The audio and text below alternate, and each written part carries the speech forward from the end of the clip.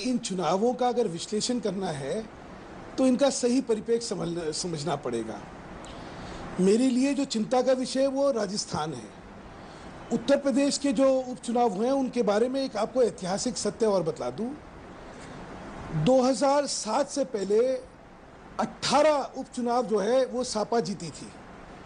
उसमें से सिर्फ 5 सीटें उनकी थीं जिनमें 18 वो जीती, और 2007 के विधानसभा चुनावों में सिर्फ 6 पे जीत पाई। तो उपचुनावों का क्या होता है कि क्योंकि जो सरकार होती है उसका अपना एक दबाव होता है प्रशासन पे, एक उसका मैनिपुलेशन होती है, तो उसमें बहुत विषय होते हैं। तो इसको किसी संदेश के रूप में देखना शायद कहीं गलती है। कहां के चुनाव परिणामों को संदेश मित्तल साहब, कहां के चुनाव परिणामों को संदेश के तौर पर नहीं देखेंगे? बिहार के, उत्तराखंड के, राजस्थान के, गुजरात के, उत्तर प्रदेश के, कहां के चुनाव परिणामों को नकारेंगे?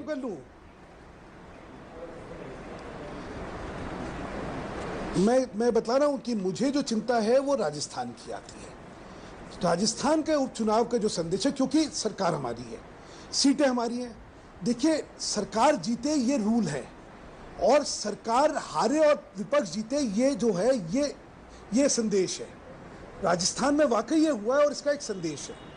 यूपी, गुजरात में हम लोग अधिकतम जीते, 2-1 हारे, वो एक अलग बात है, वो इतना बड़ा नहीं है। गुजरात जैसी जगह में 1-2 हार गए, ये बड़ी बात हो गई ना। मैंने अभी आपको आंकड़े दिए, 18 जीते थे, गुजरात जैसी जगह में 1-2 नहीं बल्कि पूरी 3 सीटें आप हार गए, तो ये तो बड़ी बात हो गई।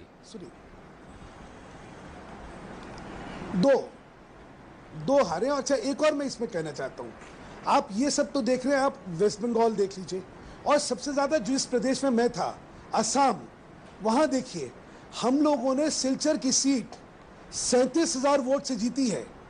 लोकसभा में सिर्फ हमारी बढ़त जो थी 18-17,000 की थी, अब की बार 37,000 की है। अरे लेकिन उत्तर प्रदेश में तो अपनी सीटें ही हार गए आप। लखीमपुर में हमारा प्रदर्शन जो है 2 टाइम्स बेटर हुआ।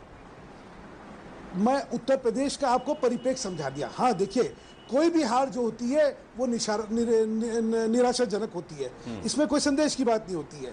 हम लोग लड़े थे, जीतने के लिए लड़े थे, लेकिन उसका जो विश्लेषण है वो किसी आगे भविष्य को खराब कर हो गया है। क्योंकि मैंने कहा, यहाँ पे जो सरकार होती है, सरकार का एक दबाव होता है, सरकार का प्रशासन के ऊपर एक डंडा चलता है, प्रशासन की अपनी एक भूमिका इसमें होती है।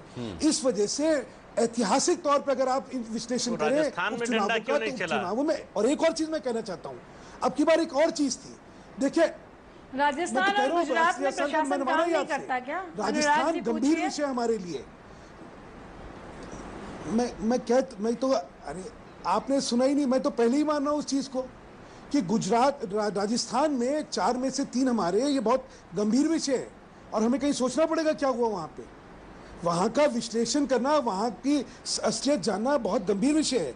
क्योंकि जिस राज्य में 25 सीटें हम लोग लोकसभा में जीते थे, 162 सीटें हम विधानसभा में जीते थे, वहां पे अगर हारे हैं तो गंभीर विषय है, बिल्कुल गंभीरता है उसमें। मतलब मैंने जैसे कहा कि जहां हमारी सरकार है वहां जब हम हारते हैं तो गंभीरता होती है। ठीक है, मैं हर राज्य का इसलिए अलग अलग विश्लेषण ले रहा हूँ। ठीक है सुधांशु, हर राज्य की परिस्थिति क्या है। ठीक है, और राजस्थान वाकई गंभीर है। हाँ, यूपी में हारने की एक निराशा है, क्योंकि यूपी में उम्मीद हम लोग करते थे इतनी ज्यादा। नहीं, राजस्थान की भी निराशा है, गुजरात की भी निराशा है, हार की तो निराशा होगी, फिर उत्तर प्रदेश क्या।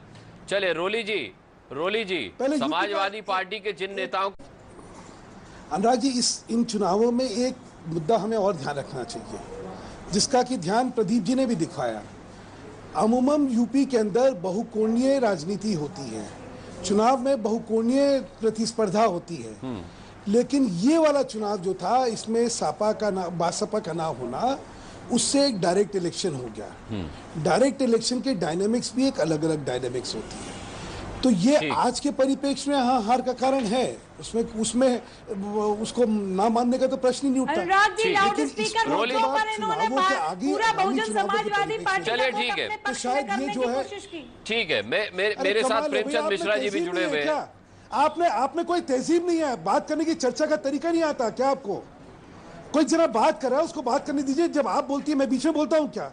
कुछ तो सभ्यता रखिए। पिछले तीन महीने तक आप हम लोगों पर सवार रहे, मीडिया को अपने में पक्ष में करके 3 महीने तक आप हम लोगों पर सवार रहे। आज हमको बोलने का मौका मिला है तो कम से कम बोलने दीजिए। मैं थोड़ा अपना बोल लूं, उसके बाद जो बोलना है आपको बोलते रहिएगा। कमाल है अनुराग जी, देखिए ये मतलब कुछ तो तहजीब रखिए साहब।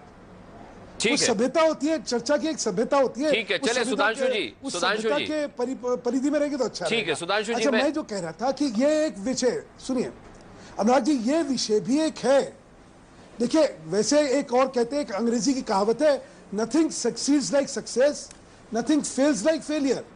वो अपनी जगह है, जो जीता वो सिकंदर, वो ठीक है, लेकिन हम जब मूल्यांकन करेंगे, विश्लेषण करेंगे तो उसमें ईमानदारी से नहीं, मूल्यांकन विश्लेषण की इनकी जीत हुई, मूल्यांकन विश्लेषण भी थोड़ा बहुत करेंगे आगे। मैं आपके पास